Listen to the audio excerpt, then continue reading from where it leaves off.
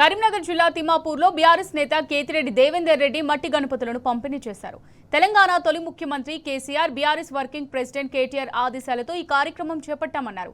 మాజీ ఎంపీ జోగినపల్లి సంతోష్రావు సారథ్యంలో మట్టి గణపతి విగ్రహాల పంపిణీ జరుగుతుందని తెలిపారు. పర్యావరణ పరిరక్షణ కోసం మట్టి గణపతులను అందజేశామని పేర్కొన్నారు.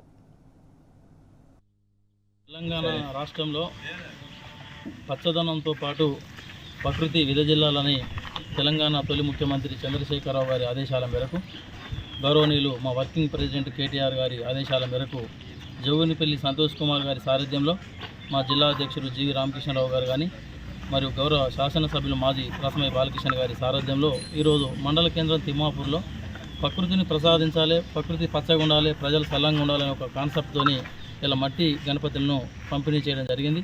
ఈ కార్యక్రమంలో మండలంలోని వివిధ గ్రామాలకు సంబంధించిన ప్రజలతో పాటు తిమ్మాపూర్ గ్రామ ప్రజలు స్వచ్ఛందంగా పెద్ద ఎత్తున పాల్గొన్నందుకు వాళ్ళందరికీ మా పార్టీ పక్షాన, తిమ్మాపూర్ గ్రామ ప్రజల పక్షాన ధన్యవాదాలు తెలియజేస్తున్నాము.